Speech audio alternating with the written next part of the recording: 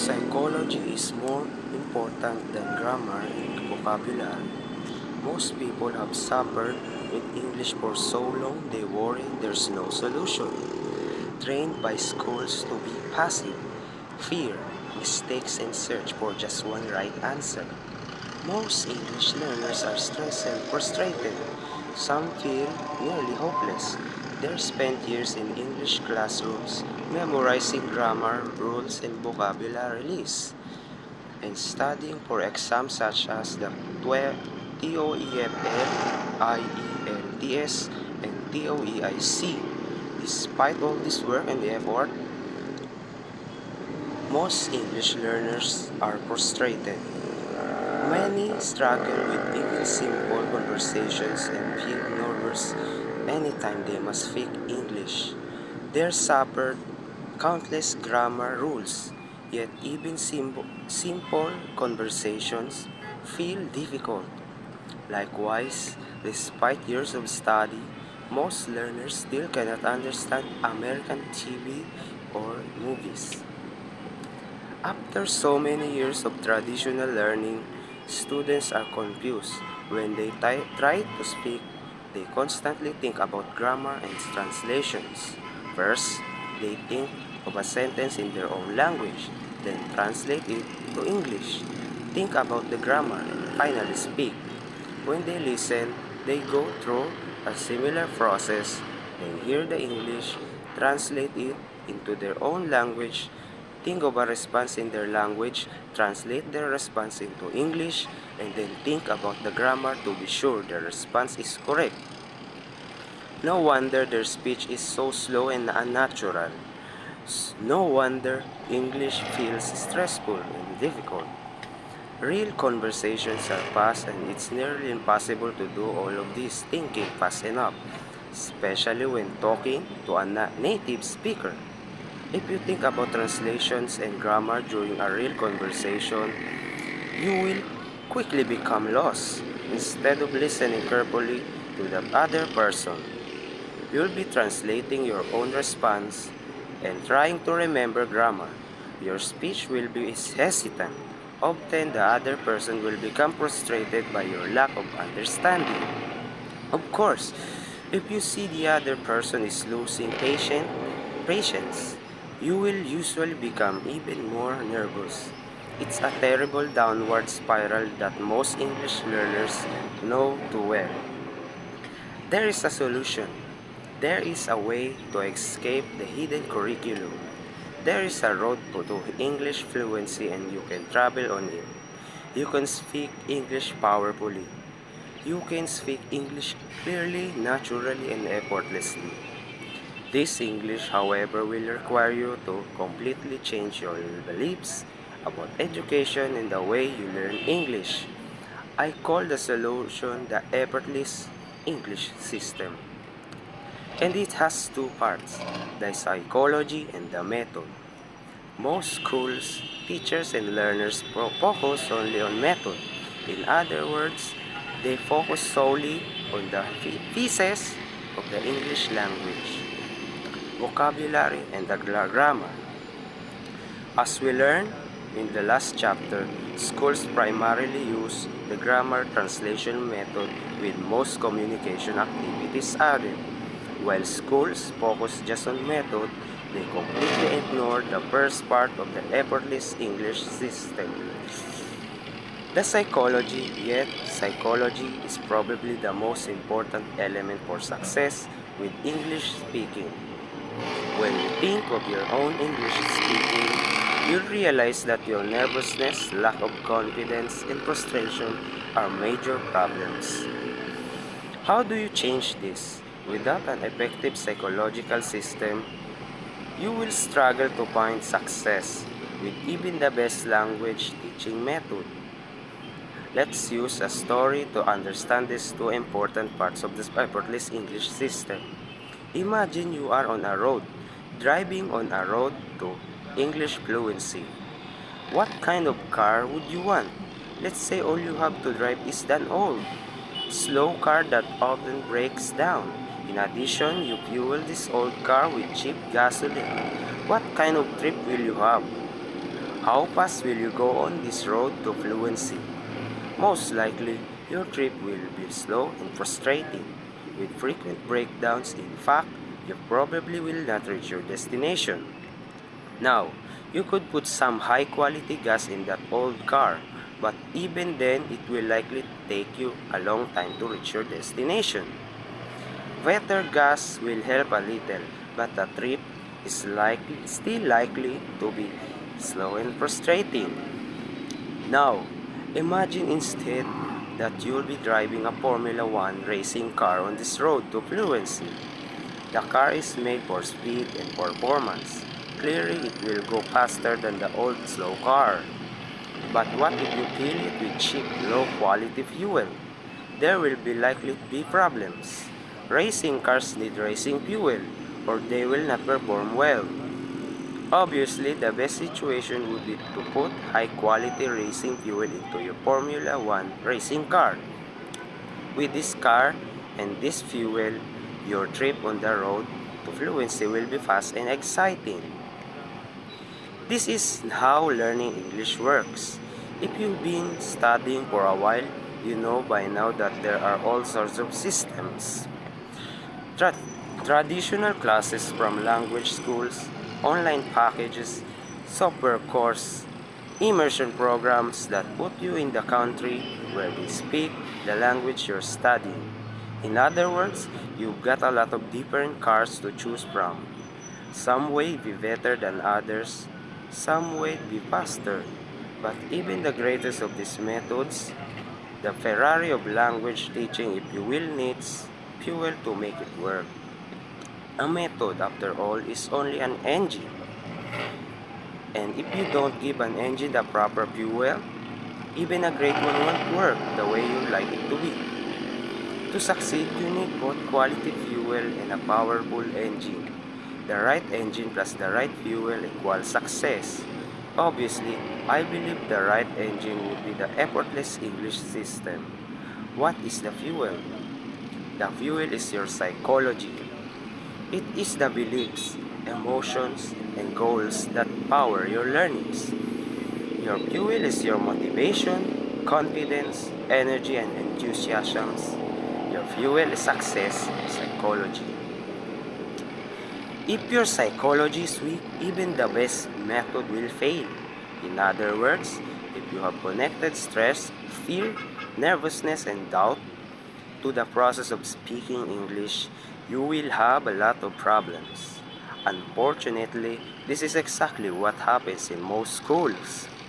The tests, the error corrections, and the boring and ineffective methods used in schools combine to create powerful negative emotions in most students.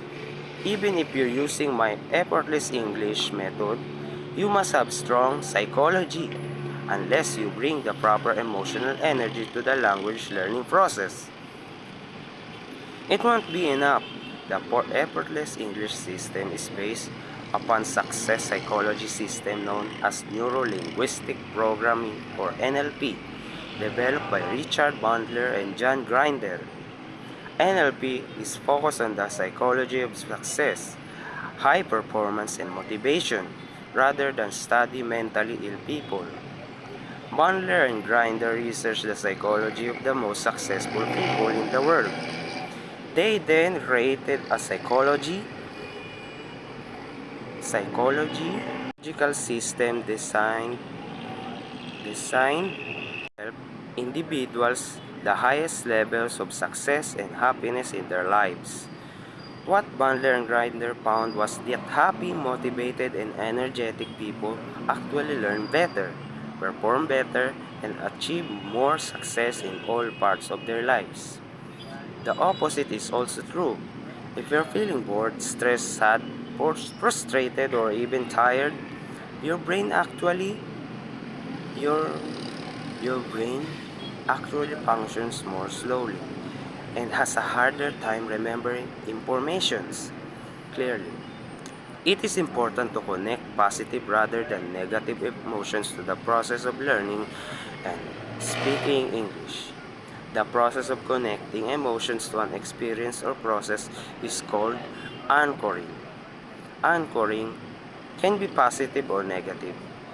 For example, imagine you listen to a specific song when you're feeling extremely happy. If the emotion is strong enough, a connection will be formed between the song and the emotion. And if you're feeling very happy, when you hear the song again, that connection will become stronger. Eventually, you'll create a very strong connection between the song and the feeling of happiness. At that point, anytime you hear the song, you will automatically find yourself feeling happy. That's what happens with your favorite songs, and that's great. However, this process also works with the negative emotions. Imagine that you have a stressful experience in English class. Maybe the teacher corrects one of your errors when you're speaking, and you feel embarrassed. Now, imagine that you continue to have a series of negative emotional experiences in English classes. You are frequently bored, nervous, and stressed.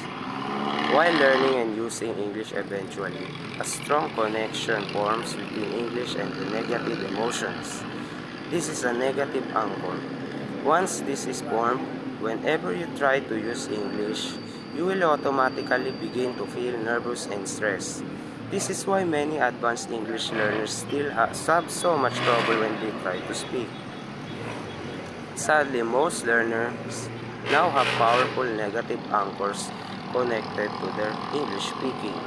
The good news is that negative anchors can be broken and reprogrammed. In fact, in your first step towards speaking English powerfully, instead of feeling nervous, imagine if you suddenly and automatically felt powerful every time you spoke English. What if you automatically felt more excited every time you learn English?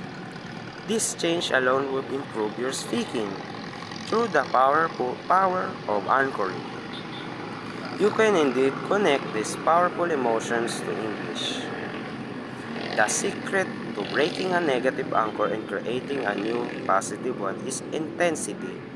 The more powerful an emotion is felt while using English, the faster and deeper the connection. So, to create a strong positive anchor for English requires a few steps. First, you must create a very intense positive emotion. Most people believe that emotions are something that happen to them, but in fact, we create our emotions. It is possible to choose your emotions and to create them consciously. For example, if you wish to feel tired and sad right now, what would you do? Let's start with your body. How would you use your body to create a tired, sad feeling? Would you pull your shoulders back or hunch them forward? Would you look up or down? Would you smile or frown? In fact, by simply changing your body, you can change your feelings. To make yourself feel even worse, you would think about sad and negative things. Perhaps you would think about a big problem you have or about a big regret. And what about your voice? You could moan, cry, or whine. And what would you make you feel even worse after doing all of the above? For a few minutes, you would genuinely begin to feel sadder and more tired. This is how you can consciously create a negative emotion. Of course, process works for positive emotions too, and that is good news. However, how would you make yourself feel more excited right now? Again, start with your body. Pull your shoulders back, put your chest up and out, bring your head up and look straight ahead.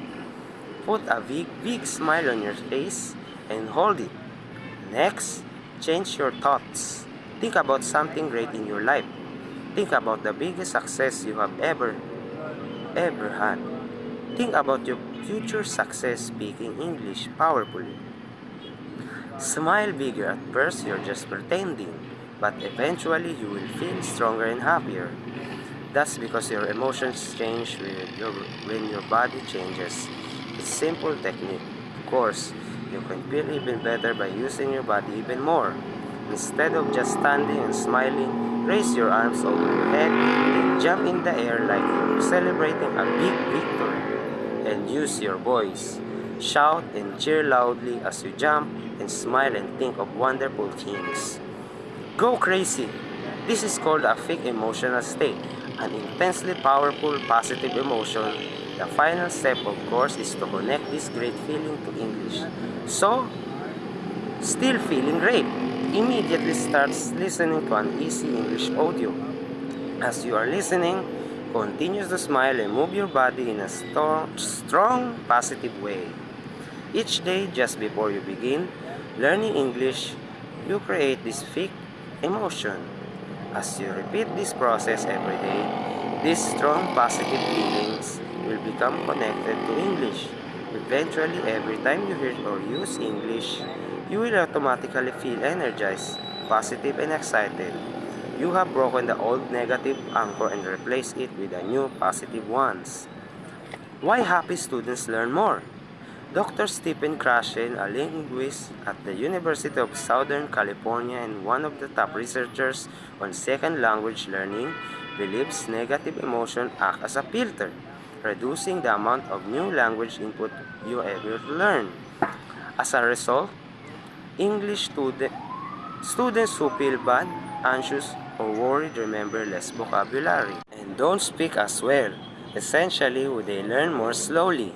The best way to counter this, Krashen says, is by keeping students interested, reducing stress in classrooms, and boosting learners' self-confidence.